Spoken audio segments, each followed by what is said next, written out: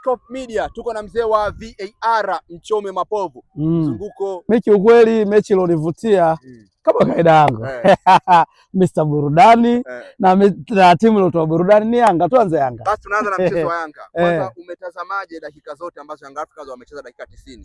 Tuanze kuanzia dakika ya kwanza mpaka Prince Dube pale ambapo ameotoka.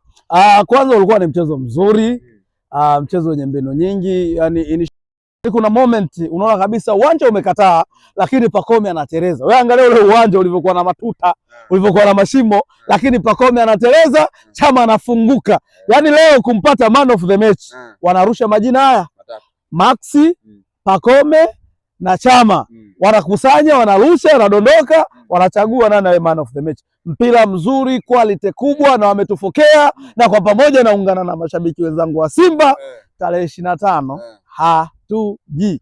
Mchome kwamba tarehe 25 jamani, na mimi naunga mkono tusiende. Kwa nini msiende? Nisikilize, kuna 5 za huku afu kuna 5 za huku, sio? Unanielewa?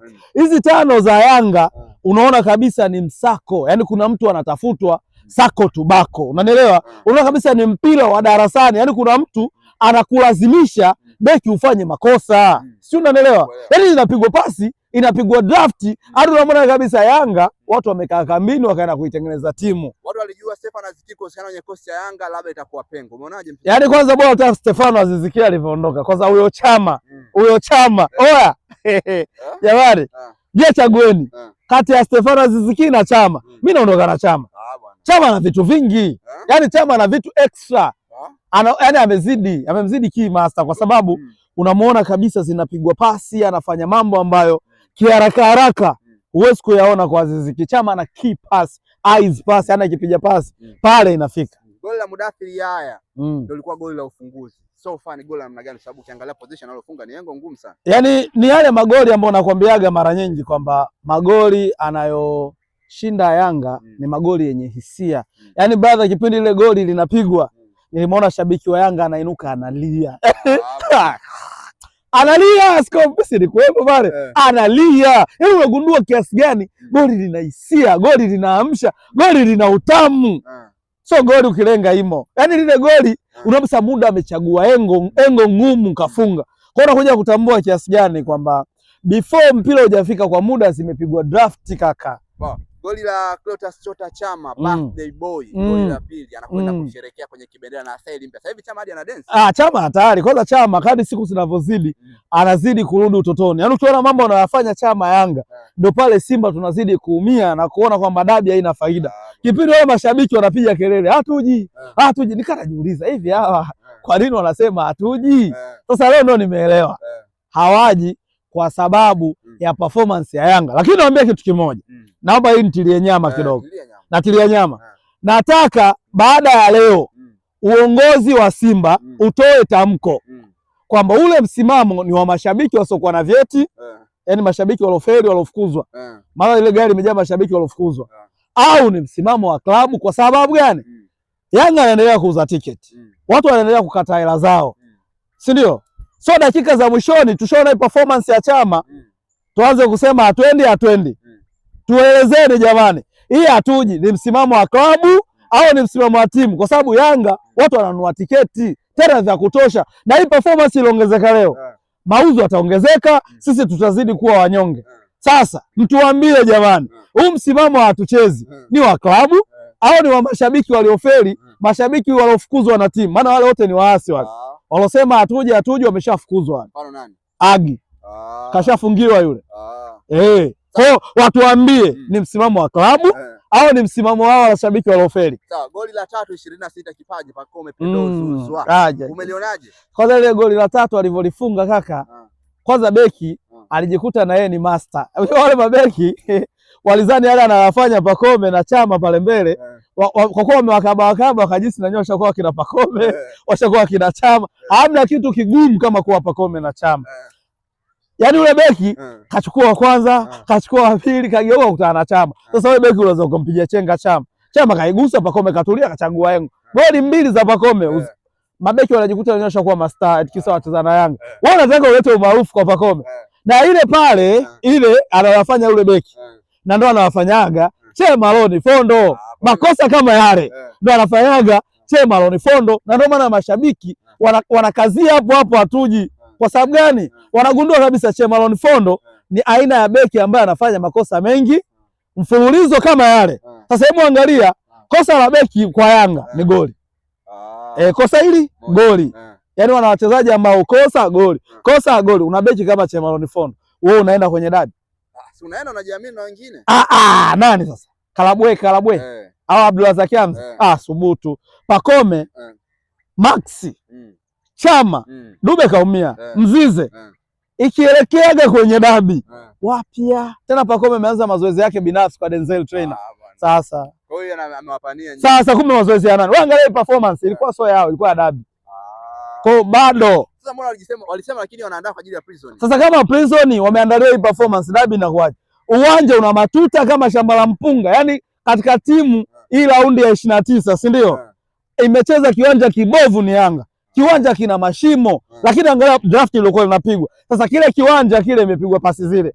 Walete kwa Mkapa wanakufanyaje? Goli la Patrick Isdra Mwenda. Goli yake anakuwa na hisia sana mpaka anavua mashati. Yaani kaka, goli la Yanga lina hisia kwa sababu mtu anatafutwa. Nisikilize. So goli eti imelenga lango himo. Mtu anatafutwa na ule msako ule. Tukipigwa sisi tunakula 5 zingine. Na mlisema Mwenda hana hadhi ya kucheza kwenye timu yenu. Hana hadhi. Tutamuona tarehe 25. Ule msako ule. Ule msako ule. Tunaumbuka. So far general performance, nani man of the match kwenye mchezo wa leo? Nimekwambia wanachagua, tunawaachia wale makamisa wa michezo kwa sababu ukiangalia mchezaji mmoja mmoja Yanga kama ninarudia utaferi. Chama ka perform. Pacome, Max lazima warushe juu makaratasi, utampa nani? Chama kafunga. Pacome kafunga. Max ka assist. Chenga nyingi, mpira mkubwa, unampa nani man of the match? Kwa lazima uchague wewe, uandike majina matatu, arushe juu. Atakayeanguka ndio hiyo bahati yake. Wana Lunya Simnyama Simba Sport Club Tabora kwa Wanyamwezi pale, ndugu zangu kabisa hawa. Wanaibuka na ushindi wa goli 5-0. Magoli ya Kibu Dennis Prosper, Eli Mpanzu, Jean Charles Awa pamoja na Lionel Ateba Mbida. Kwanza tuache masiala. Simba leo imecheza chini ya kiwango. Kwa nini? Yaani imecheza performance mbovu. Unajua Simba tumeshinda goli 5 kipindi cha kwanza. Ina maana kipindi cha pili nyau. Goli 4 kipindi cha kwanza. Goli 4. Kipindi cha pili goli 1, si ndio? Tafsiri kwanza nilikuwa busy na mechi ya Yanga, no matter rekodi huko zinanikataa. Tafsiri yake ni nini? Timu imecheza bila kuzingatia maelekezo. Haiwezekani upate goli 4 kipindi cha kwanza, kipindi cha pili ukose. Alafu hiyo moja. Simba tumecheza na timu yenye mgomo. Ken Gold leo alikuwa amegoma kucheza. Tumecheza na timu ambayo kwanza wachezaji wamekusanywa na bodaboda scope. Hiyo kitu imeniuma. Wachezaji wa Ken Gold wamekusanywa na bodaboda mmoja kuokoteza. Yaani unaambia kwa ikifika pale bana saizi saa 9 na dakika 40 tukiwa timu ikafanya warm up anapigiwa bana. Bana Morrison uko wapi? Bana niko hapa stand anatumia bodaboda. Sikwambia. Kwa wachezaji wamekusanywa na bodaboda, wachezaji hawajafanya warm up. Yaani kile kipindi cha kwanza wenyewe Simba tumefanya warm up wenyewe hapo uwanjani. Wachezaji hawajafanya warm up, wachezaji wamerukaruka. Kwa Ken Gold alivyochangamka, Simba mpata goli. Amepata goli moja la Ahwa. La Ahwa tena la offside. Bwana. Goli la Ahwa la offside. La offside lile. Clear. Offside. So far hujaridhishwa na performance kwa hiyo ya Simba. Nisikilize. Hichi kipindi tunacheza na timu zilizoshuka daraja, mechi 2 zilizobaki. Ken Gold kashuka daraja, Kagera Sugar kashuka daraja. Ina maana hawana cha kupoteza. Hawana cha kugombania. Unashindaje kumkanda hata goli 10? Lakini mpira wa miguu mchome. Sasa mpira wa miguu timu ishashuka daraja yule. Alafu Ken Gold wamedakisha kipa under 20. Sasa kumbe umuone yule under 20. Kesi kipa yule. Wa under 20. Na yule goalkeeper hajaokoa hata mchomo mmoja. Top scorer tunaye na tunalamba naye. Jean Charles Awa. Uhakika, why not? Why not? Kama magoli mengi watu wanalaumu. So anayemlaumu Ahua anamuonea. Kwa sababu Ahua alipofika pale sio kwa uwezo wake. Kwa nini? Penalti nyingi, magoli ya offside ndio amefikisha pale. Leo kashinda kwa offside. Goli la Jean Charles Awa ni offside. Watu wazungumzia ile goli ambalo amefunga Clatous Chota Chama, assist ametoa Mzizi. Lile goli sio offside. Lile clear goli. Goli la Mzize, goli la Chama assist Mzize. Lile clear goli, rudia kwa sababu kipindi mpira unatoka mguuni kwa Mzize. Kwa nani kwa Chama yule. Chama unaenda kwa Mzize, Mzize alikuwa offside. Lakini kabla hujafika kwa Mzize uliguswa na beki ambaye beki alikuwa shoulder to shoulder na Mzize. Kwa hiyo beki sikaua offside au kanuni wazijui. Beki alivyogusa ule mpira aliua offside. Sasa unalalamu nini? Watu nikajua basi ni offside. Beki aliugusa mpira, ile clear goli kaka. Ile goli la huwa lile. Peke yake anachagua pa kupiga. Lakini kwa anaandaliwa lile goli, kama angefunga Kibu Mpanzu ingekuwa offside. Lakini kafunga mtu ambaye anaandaliwa kuwa top scorer, hawezi kuwa offside. Huko tofauti sawa, 5 za huku na 5 za huku. Yaani 5 za huku zimefungwa kibingwa na wachezaji wakubwa. 5 za Simba. 5 za Yanga zimefungwa kibingwa na afu wewe. Sikom tuheshimiane bana. Mimi siwezi kuzifia ujinga. Zimefungwa kwa mipango kimkakati, mtu anafanywa pressing, anafanya kosa. Hizi 5 za huku kwenye chama langu, wewe lenga lango.